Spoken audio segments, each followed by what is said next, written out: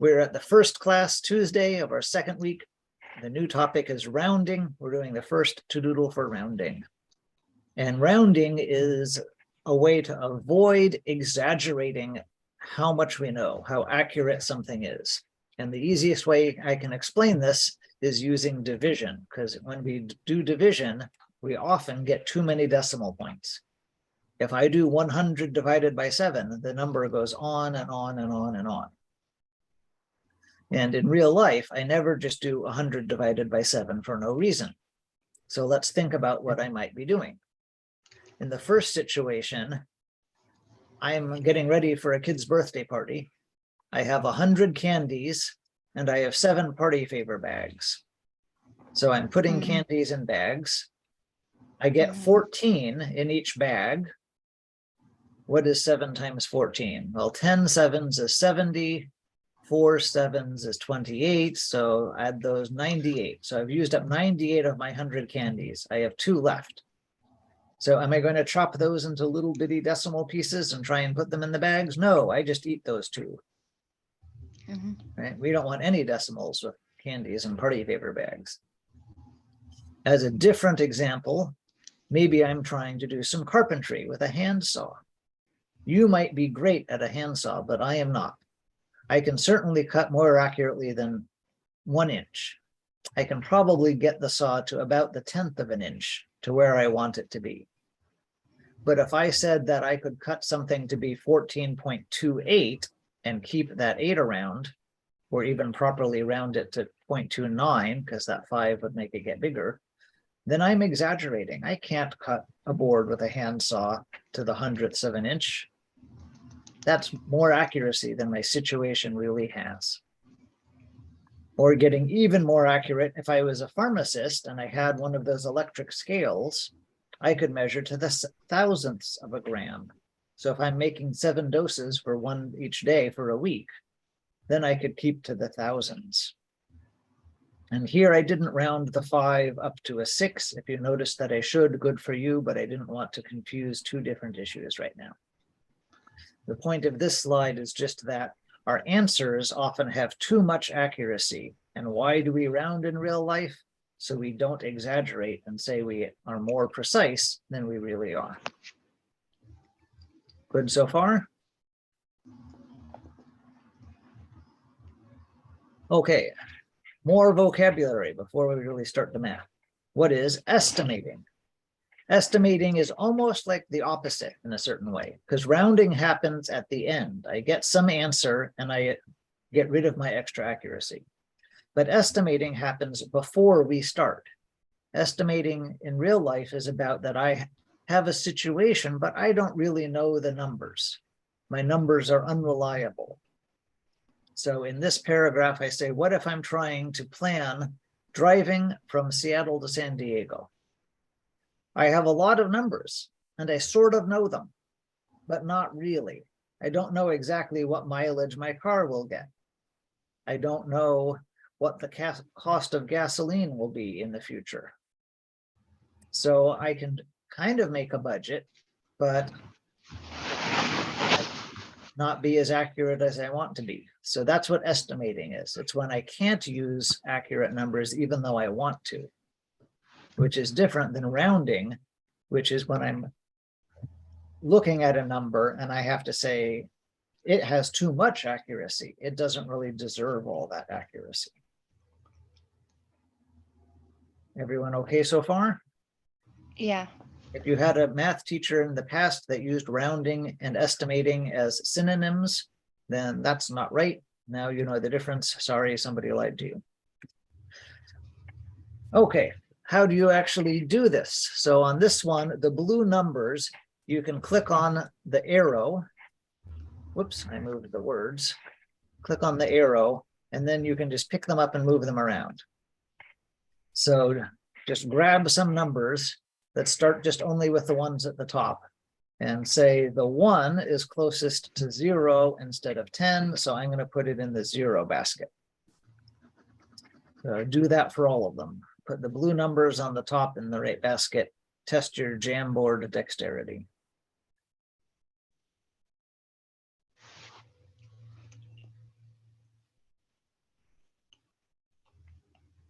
If you're on a phone and you have a finger on a tiny screen, this is tricky. If you have a computer and a mouse, it shouldn't be that bad.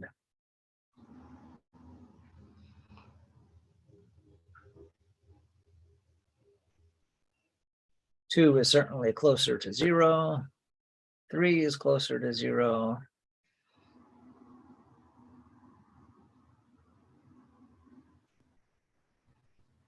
So 5, somebody just moved 5 to 10, and I'm not sure who is moving which thing. How did you know 5 goes up?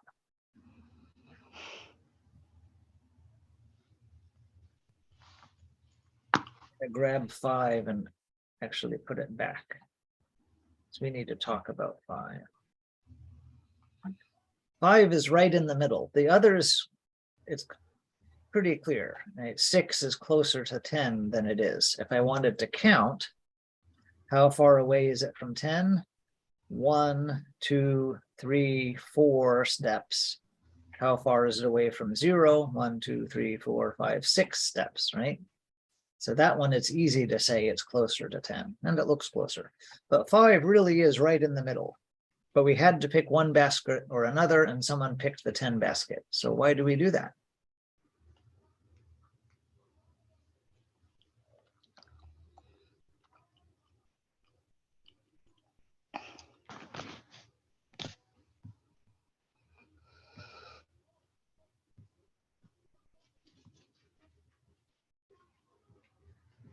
I didn't hear the last thing that you said.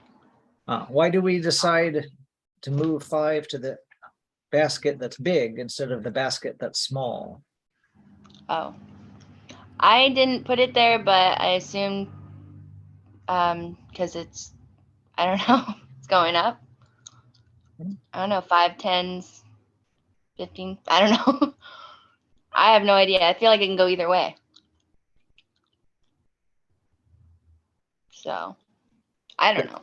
The short answer is just that's how we've been taught to do it.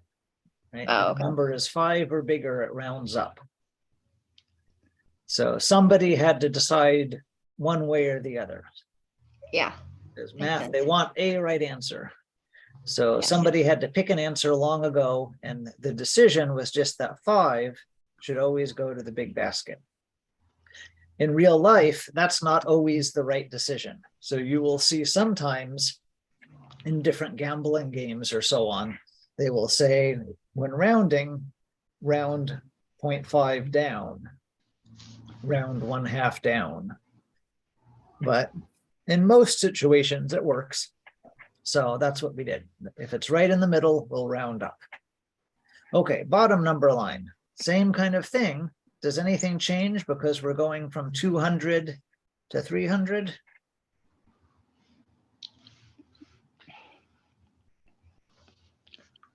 I don't think so. If it's closer to one side, put it in that basket. And the only one that really is tricky is what do you do right in the middle? And it goes up because we agreed on that. So someone who likes fussing with the Jamboard fiddle and put things in the baskets.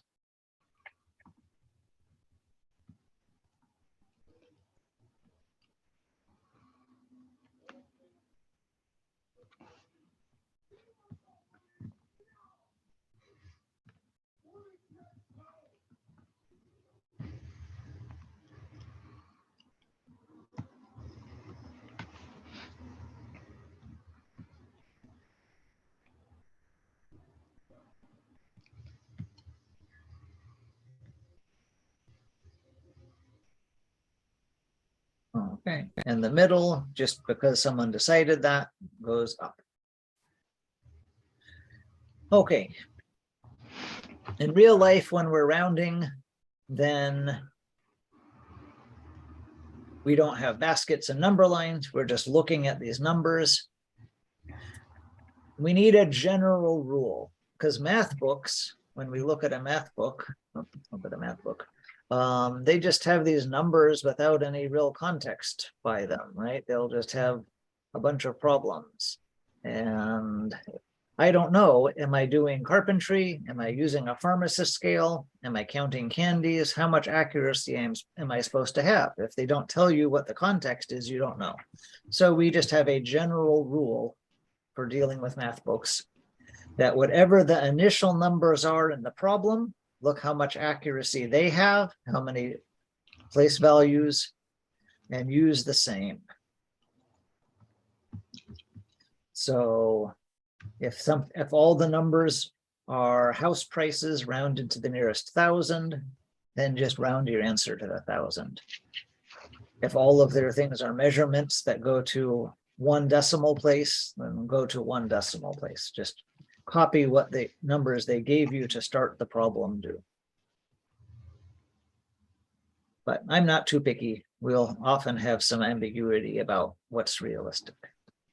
Okay, on this page, we have this green tool. See me wiggling a green tool? So this is our rounding helper. I want to round these numbers because they are house shopping, and house shopping, you often think about thousands of dollars. So if I move my green tool so the underline is under the 1,000, right? 1, 10, 100, thousands.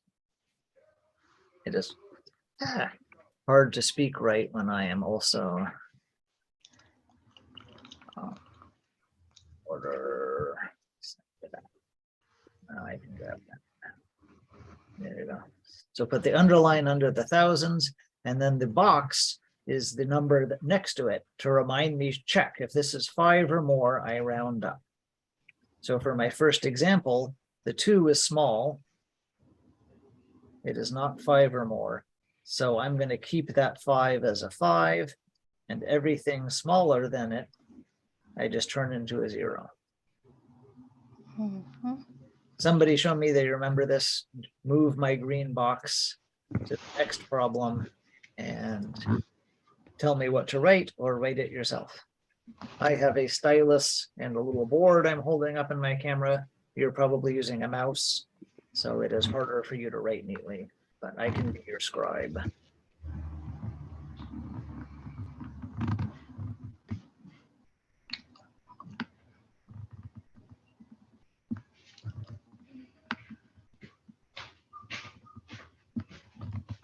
Let me see if I can make this, make sure it's on the top so you will grab it and not the other things.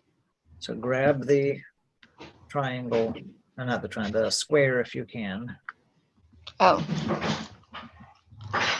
My computer's like, the screen's like loading a whole lot. It's not. I don't know why it's doing that. Oh, did I do it? There we go. It's just loading weird. Okay.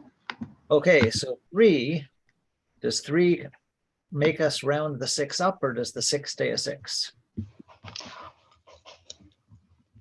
I'd say the 6 stays a 6. 6 stays a 6. Everything bigger stays what it is, and the smaller things return to 0. Yeah. Why do we round house values to thousands, by the way? I do not know.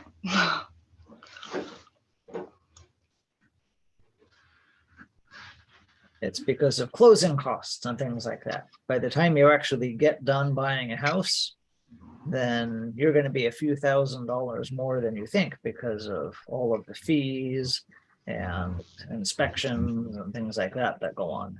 So trying to say that this house is any number of 1s, 10s, or hundreds of dollars to buy, that's just wrong because you're ignoring all these other things.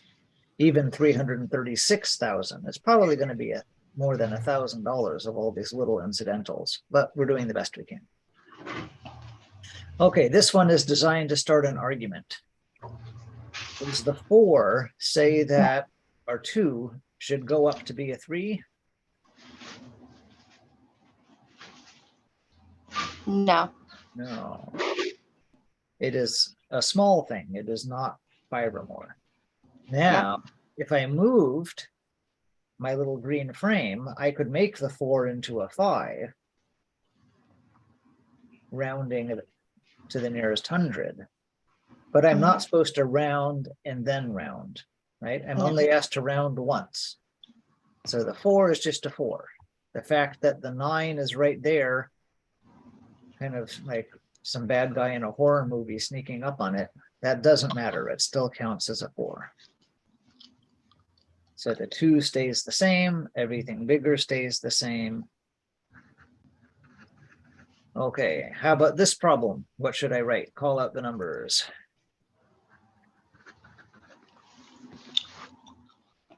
229,000. Yes. 129. So now the 9 is big. It's going to make the 8 turn into a 9.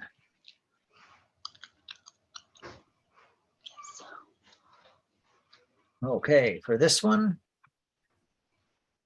Liv has been carrying the show. Someone else type in this chat or call out what number should I write here.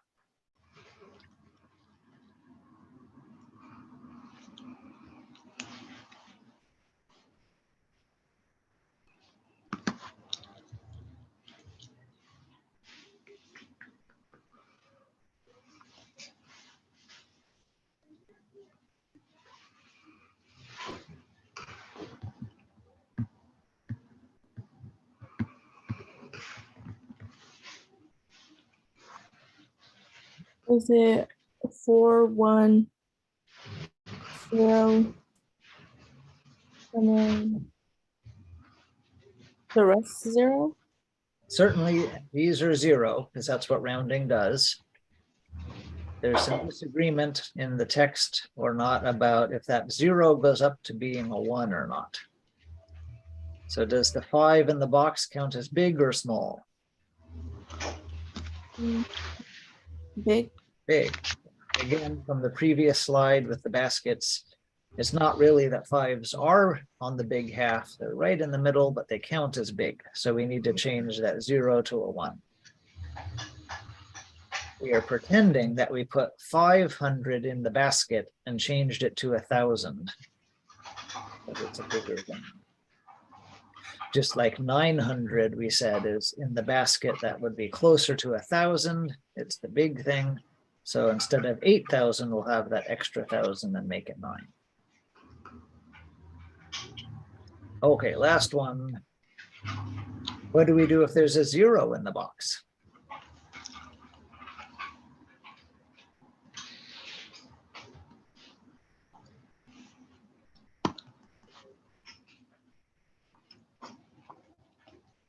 It stays the same.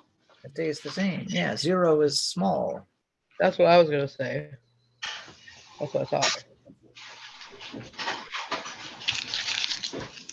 Okay, any questions at all about this slide? Okay. So the last page, somebody made a page 7, but I will get rid of that. Okay, the last page asks you to think about things. For these answers, just send me an answer in text or an email. You don't have to try and do anything on the Jamboard. There is a text box tool. I could type here, but that's annoying. Why would I do that? There are better ways to type to your teacher. So don't do that. We saw earlier how division can make us need to round our answer. Division is one way to get fake accuracy. Can you think of 3 other math situations where your answers have too much accuracy? You have decimal points on the calculator that are just not part of the real life thing. So try to think of those and answer that, and then you'll get checked off for this task. Any questions at all? Okay, this is in general how these work. If you're new here today, then we'll always do pages 2 and 3 and 4 together. Sometimes we'll do page 5 all the way. Sometimes we'll just start it. Sometimes we won't do any of it. We'll just kind of talk about it. And then the last page where you have to think about things and reflect on, defend, or discuss what we did, then that's always homework. Sometimes half of page 5 or all of page 5, but always page 6. Okay, and recording.